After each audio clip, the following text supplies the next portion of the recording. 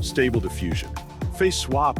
If this guide helpful, don't forget to like and subscribe.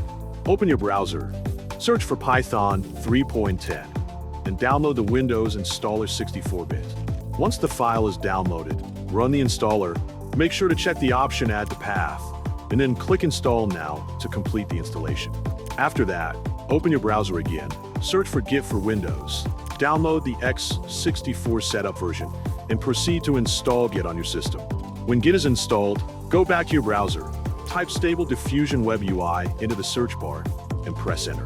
On the page that opens, click the Code button and shows the option to download the repository as a zip file. Once the download is complete, open the folder in your Windows Explorer, extract the zip file, and then double-click the file named web-ui-users.bat to begin setup. Next, in the interface, click Extensions, then click Install from URL. Enter the URL of the root repository in the provided field, and press Install. After installation, click Apply and Restart UI button in the bottom left corner. Next, open the root tab, upload photos, enter prompts, and click Generate button to proceed.